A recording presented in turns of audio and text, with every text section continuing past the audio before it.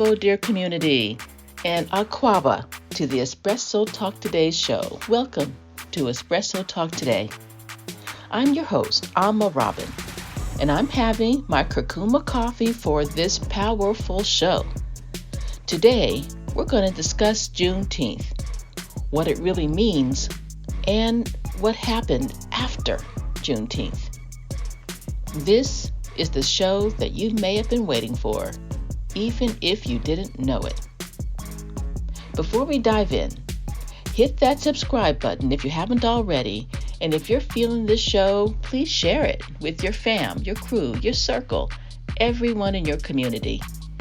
Now grab that espresso or tea drinkers are welcome here too, and close that door behind you. We're going to get deep and we're going to get real, and I hope that y'all are ready for this.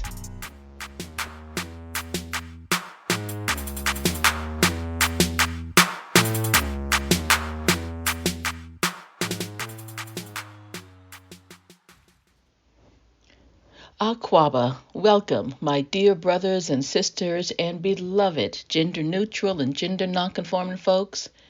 Welcome to the Espresso Talk Today show, and this is where we confront the chaos of living Black in predominantly white spaces. But today, we are going to be discussing Juneteenth, and that is all Black. So, let's get right to it. Juneteenth itself was a day filled with jubilation, reflection, and cultural pride. But as we revel in the significance of that day, especially for some people, now that it's a federal holiday, I think it's time for us to dive a little bit deeper than we have been. Honestly, the federal holiday thing doesn't change anything for me. My family has celebrated Juneteenth forever. A federal stamp of approval doesn't change anything. I don't know how to say. Is that not for the positive, not for the negative? It just doesn't change anything for me. But what I don't want to do is focus only on the day itself and then forget about, what happens afterwards, that there was still and there is still a lot of work that needs to be done. But I think I should back up for a minute, and then we can charge right into the discussion.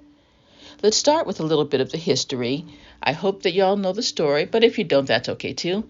I'm not going to go to a lot, but I'm just going to mention that Juneteenth, that's June 19th, marked the day in 1865 when Union soldiers arrived in Galveston, Texas, with the news that the Civil War had ended and that the enslaved people were now free. And this news came 2.5 years after President Lincoln's Emancipation Proclamation. There are things about that too, but we'll save that for another show. The immediate response, I guess you can guess, was one of pure joy. Freed people celebrated with prayers and feasts and dances, marking the beginning, or the ending, really, of their enslavement and the beginning of a completely new life. This is the part that really gets to me. Now, General Granger came in and made the announcement, and one thing he said was that the enslaved, the newly freed people must, here's a quote, remain in their homes and work for wages. Okay? So they were to remain where they were currently living, and they're now to get paid for the work that they do. So that was a big deal. He also said that they must not be idle, that idleness will not be accepted or approved. Okay, so first they're free, and then, okay, but this is what you're supposed to do, and these are the rules. Well, all right. Well, the newly freed people didn't accept that. And so what did happen after the initial celebrations? What did they do on June 20th and beyond? Number one priority. The newly freed people went to look for family members. Many families, as you know, have been separated, sold away, children sold away, spouses sold to different plantations, different states, and they never forgot their family members. They said, I want to go find them. They'd always hoped that they could. Maybe they could buy their own freedom and then go look for them. But now that they were free, they said, I want to go find my son or my daughter or my husband, and so that was a huge priority for them. And many people did find each other. Many families were reunited, but most sadly were not. Most sadly never found each other. Some did find where they had been sent, but maybe the person had died in the meantime. And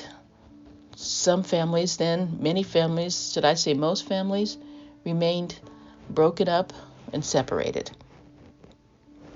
Another thing they started after Juneteenth was to start building their own institutions like churches and schools. Education was such a huge thing, and something that had been so denied to them. Education on any level. They couldn't learn to read or to write, and they couldn't learn math. Well, now, they set up schools. And with the Freedmen's Bureau, other teachers came in, and they were able to learn, basic, reading and writing, and of course, then they took it further for themselves, and math and history and science. And that was such an important thing for the newly freed people to do. So they did. And, they also set up communities, too. I mean, there were communities where they felt safe. I talk about this a lot, how, being in black spaces. Well, they still wanted to keep those spaces. So they set up these schools and set up businesses and set up whole communities. And the churches were there, too. That was all black people. Most were, newly freed. Some had always been free. But they set up these communities, and they were dotted all throughout the country.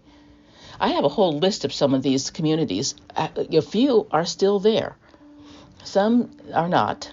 And we know what happened to others that, as those thriving communities were torn down by the violent, terrorist white population. So, but I have a list of a lot of these communities, and they're going to be on my website. And I had a special talk today. So if you're interested in finding out about some of these communities, they were in nearly every state, come to the website and take a look, because I think you'll find some of their stories very, very interesting. You see, they embraced this challenge of, well, now that we're free, we still have to thrive and live in this country that still doesn't accept us as being full citizens and with full rights and protections. But they embraced it. They always do, because remember, they made a way where there was no way. And they laid down roots and built communities that some are still there. And, they bought land and, like I said, created businesses. They were really ready to start living a normal and free life in America. And so as we honor Juneteenth, it's really important to remember that Juneteenth was one day, but June 20th started a whole new track. And they also did things, I have to say too, to fight for equality and justice, because racism did not end with emancipation, and the violence didn't end with emancipation. The terror did not end. The inferiorization did not end. But this began the Reconstruction era, and that saw a lot of political participation by Black Americans. Black Americans, some were able to vote, and many actually began to take office. It's pretty amazing. But that was also met with a violent backlash and the rise of Jim Crow laws. And, this is when the Ku Klux Klan started, because they began to see that Black Americans, once you stop really holding us down, we're going to not take over. We're going to really build a good life for ourselves. And in some ways we did take over some things, but that for the benefit of everybody. And even with these challenges, and we did persevere, we created rich cultural traditions, and we still continue to fight for civil rights. Several civil rights bills and laws were passed then, and they were really important. Unfortunately, they were also taken away. So you see, Juneteenth is not just a day. I see Juneteenth kind of differently because it started something. It's a great day to celebrate, but it's not just a great party or a great barbecue. It's an ongoing movement for liberation. On that day for Juneteenth, we celebrate that unfinished job of Black freedom. And we continue to honor our courageous and visionary ancestors who brought us this far down freedom's road, but we still cling to the community that has always served as our refuge. And we should pledge to our children and to future generations that the struggle is not over. We don't want to be just free-ish. I'm hearing that term now. Free-ish is not enough. We want to be free. On that note, I think it's time to take a breath. So let us take our first breather break. And this does give us a chance to breathe for a minute before we dive into deeper issues. And we're going to go a bit deeper here. We're going to go a lot deeper here. So this is a good time to relax and clear your minds and process some of this information and think about what Juneteenth means to you. Breathing really helps me with, deep thinking that I need to do. And I'm going to see you in a minute. But keep thinking, keep processing, keep breathing. I'll be back, and you all know that I love this song. So I hope you enjoy it too. Yeah. Trying to get a lot of dough and dirt through all the obstacles, cause anything is possible. Yeah. Oh man, I got a lot of gold. Stack that bread and vomit nose. Anything is possible. Yeah. Trying to get a lot of dough and dirt through all the obstacles. Asante Sana for staying with me. And I hope that you did a little breathing or whatever you needed to do to relax. I did, and I'm ready to get right back into it. So you see, our ancestors established churches and places of worship and developed, collective study. They founded schools. They searched for loved ones who had been kidnapped and sold away. They built businesses and towns, created art and music, and they demanded reparations. They knew that they needed reparations in order to begin the repair, to repair the damage by centuries of attempted dehumanization and stolen labor and stolen lives. Personally, I descend directly from this tradition. I am 4 generations from enslavement. My people, my great-great-great-grandmother, and I know my great-aunt too, are from Houston, Texas, and DeRidder, Louisiana. And we owe our ancestors the demand, the struggle, and the victory of reparations. So what I'm saying in this next thing to do, I'm going to get to that in just a minute. I don't want to jump too far ahead. So what can we do to ensure that the spirit of Juneteenth does continue beyond Juneteenth? How can we keep that momentum going and honor the legacy of those who have fought for freedom and equality? Well, there are some things we can do today. Education. Advocate for comprehensive Black history education in our schools. Our history is rich and complex, and it's vital that the full story is told, from the horrors of slavery all the way through the civil rights movement and beyond and up to today.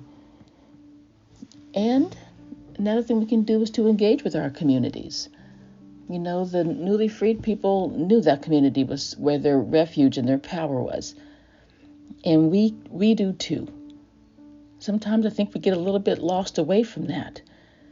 But I know when I'm spending time, in Black spaces, I am feeling such peace and ease, So we can do things to support Black communities, Black-owned businesses, Black-operated businesses consistently, not just on Juneteenth, but every day.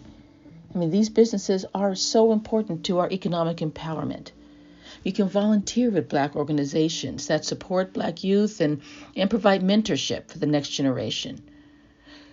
Another thing, and very, very important, you can do today, you can sit down and write an email or send a letter today, advocate for policy changes. You know, we have to attack the systemic racism. And this includes criminal justice reform. Although, you know how I feel about that, we got to go deeper. Voting rights protection, and for equitable health care access. You know, voter mobilization is very, very, very important.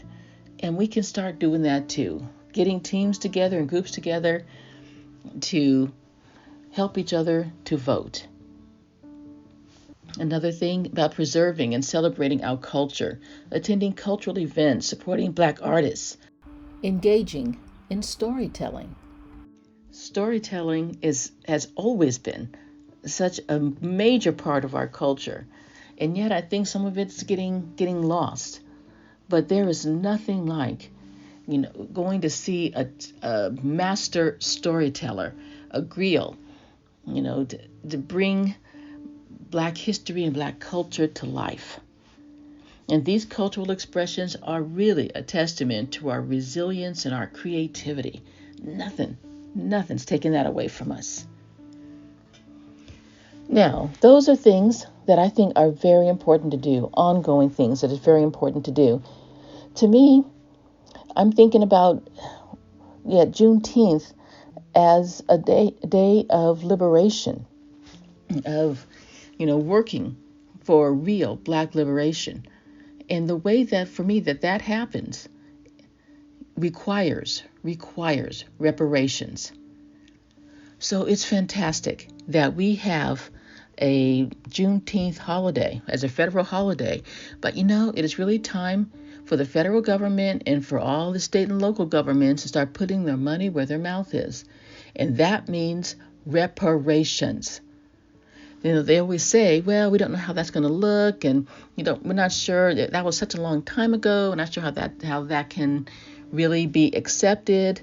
Well, they always find a way. And actually, we have our ways too. I gotta say, we make our way out of no way. But reparations is critical to realizing full Black liberation. You know, we have to invest in ourselves, and we have to make them invest in us. And this reparation struggle is not new. It's been a long struggle. And by honoring, the people have been doing this since Frederick Douglass, probably even before. But let's remember, actually, that's a good idea, some of the trailblazers who discussed reparations, like Belinda Sutton Royal, who petitioned for reparations way back in the 18th century. And you know my girl, Sojourner Truth, she fought tirelessly for reparations, for justice, for equality.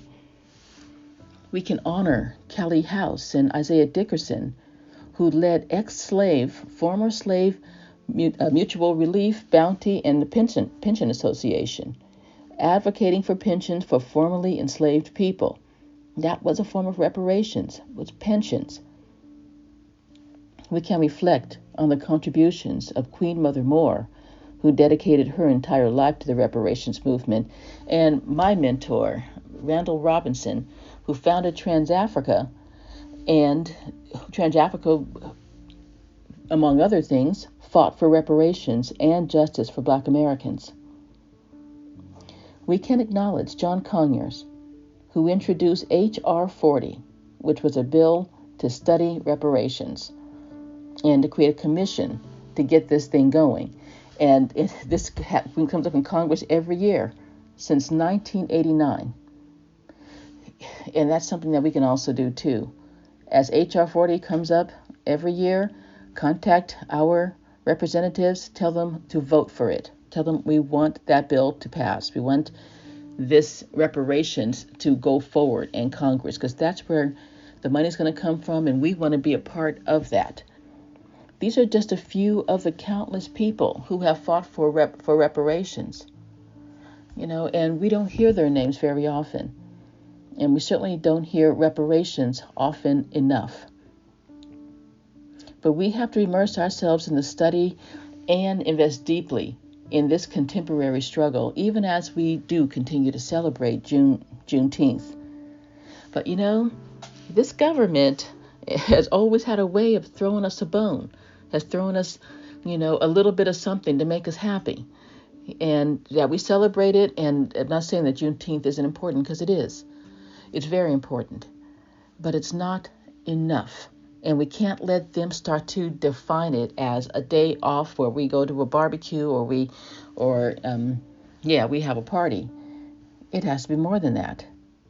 And it is more than that. But this government, U.S. government's always tried to define our narrative for us. We can't get lost in that. And reparations, to me, is the way. If they want to celebrate, Juneteenth, put the money where the mouth is. Reparations, reparations, reparations. Now, for our allies, for people who are not Black, we invite you as well to pledge solidarity with the understanding that reparations is a moral, a ethical, and a legal principle that has to be applied to the stolen labor and lives of African people.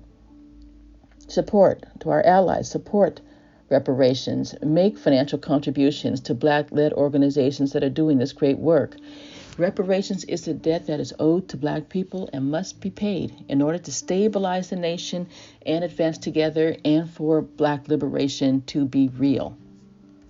I'm committed to making reparations real, and I'm grateful to the contemporary reparation activists and organizations, and I applaud the locales and states that are building, reparations plans. And there are a few that are doing it. But beyond Juneteenth, yes, I'm committed to the continued work of Black liberation, and that only comes with reparations. There are a few organizations, I'm going to mention just a few, but you can find that on the website too, that are fighting for reparations, like the National Coalition of Blacks for Reparations in America, in Cobra. I love that. Don't bother to write it down. It's on the website. It educates and mobilizes the community to support reparations and engages in legislative advocacy. Another one, this one's a pretty old one, American Descendants of Slavery, ADOS, and it seeks to secure reparations for American descendants of enslaved Africans through raising awareness and legislative action. And then this one I am kind of connected with already, the National African Americans Reparation Commission. It develops strategies and proposals for reparations, including economic, social, and educational components. Now, all of these organizations are looking to raise awareness, to raise understanding and legislative action, because they know that's where it has to happen. That's where it has to be approved, and that's where it has to be funded. And so HR 40, and look up, please, look up other legislative action for reparations happening in your own area, and let your representatives know you want this to pass. Again, don't try to write any of this down. I have lots of other organizations. You can find them on the website, and I hope you'll go there and take a look into espressotalktoday.com. But you know what? Let's take one final breather break here, then we'll wind it down. I got some information I think you're going to want to know, and we're going to talk about some things that you can do, some more things you can do to keep Juneteenth alive and to work for reparations. And I know that y'all are ready for this.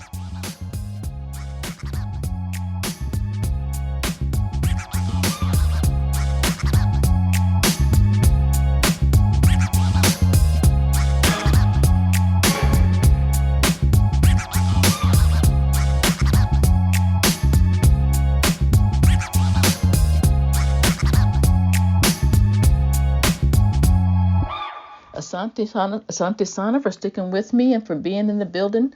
I really appreciate that you're still here. I know some people can say that I can be such a downer at times, but I just want to let you know, look, I am a big lover and a supporter of Juneteenth. Absolutely. I just don't want to forget about the real work that needs to be done. Remembering Juneteenth needs to be done. That's real work. June 20th and beyond, we're working for Black liberation. Okay? So what can you do? Well, number one, support and donate. And this is for everybody. Contribute financially to these organizations that are working for reparations and looking to keep, Juneteenth alive and meaningful. You can find them on the website. Number two, volunteer. Offer your time and skills. Help with organizing events and advocacy efforts. Advocacy is so, so, so important. And we need people. Number three, educate. Stay informed about reparations and share this information with your community to build a broader support. Because I think there's a lot of misconceptions and myths about what reparations will look like. It can look like a lot of different things. So learn about it. Come up with your ideas too and put those forward. They're all welcome. And contact your local, state, and federal representatives. Express your support for reparations legislation. And finally, of course, participate to the extent that you can. Attend meetings, rallies, and events to show support for these groups and to learn more about their efforts and to know that, so that they know that they have people, who've got their back.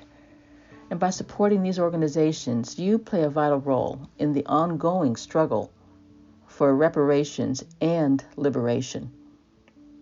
As America celebrates and learns about Juneteenth, this is a good time for America to put its money where its mouth is.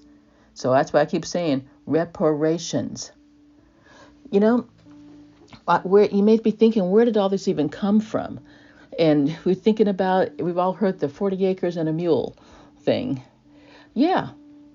And the newly freed population, people were promised 40 acres and a mule in the special field order. This actually happened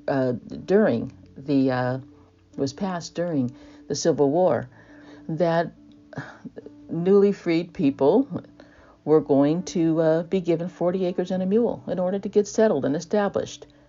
We never received it. Why? Well, because right after, a year later, after the assassination of Abraham Lincoln, of course, Andrew Johnson, his vice president, took on the presidency, and he canceled that special field order. He canceled that because, this man was a rampant racist, and there was no way he was going to give any kind of, he was I don't even know how he got in this. He was in the Confederacy. Yeah, there was no way he was going to give Black people, freed or enslaved at the time, any kind of support. So he canceled it. And so we never received 40 acres and a mule. We never received the equivalent. We have not received the equivalent. Now is the time for reparations. And we'll see what that 40 acres and a mule is going to look like today. Well, final thoughts as I wrap up here. Juneteenth cannot just be another day. It's like a wedding. You're getting married, you do the wedding thing, put a whole lot into that. But then the day after the wedding, it's like you got to learn how you're going to live together now for the rest of your lives. This is what the marriage is supposed to be. And, after a while you look back and think, well, the wedding was kind of a blur, but it was just one day. Now, I don't want Juneteenth to be just another day in the year. I want it to represent a lot more. Us headed towards liberation, real liberation. And that Juneteenth can be considered a movement that our ancestors started. As I said, they certainly made that way out of no way. And now it's our turn to carry the torch and realize something that they knew was essential to real freedom and liberation. They knew that they were owed reparations and they needed reparations. They were absolutely owed reparations, and so are we. So let's demand it and realize it for them and for us and for our descendants. I'm going to stop here. I think my point came across. Juneteenth, wonderful holiday. Love it, celebrate it. I honor it too. The federal government wants to honor it as well. Good. Give us the day off and then give us reparations. That's basically my message for today. Asante sana for being a part of the Espresso Talk Today community. And I look forward to continuing these important conversations with you, as we do envision liberation for all peoples, not just for some, but for everyone. So Asante sana for all people working for the liberation of all oppressed people, and we stand in solidarity with you. For Black Americans, for Palestinians, for people in Congo, Ethiopia, Haiti, Sudan, we stand in solidarity with you and for your liberation and your freedom. So remember, my fellow warriors, and know this deep in your soul, you are powerful beyond measure. And together, we are invincible. And I'm going to repeat here that the real problem with society is white supremacy. We are not the problem. What we've done has uplifted this country and this world. If you want to keep discussing or just reading about some of these issues, then you should definitely subscribe to my weekly Black Empowerment newsletter, The Nomo Beat. We discuss lots of different issues there. You can get your dose of Black empowerment and liberation every single week.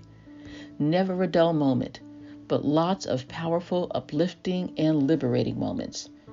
You can subscribe at the Espresso Talk Today website at espressotalktoday.com or on Instagram at Ama Robin L. Ama, AMA, _ ROBIN _ the letter L. You can also find us on Facebook at our newly opened Espresso Talk Today Black Liberation Lounge. This group is a safe space for us to hold our discussions, share our thoughts and ideas, feel joy, express sadness, or just be.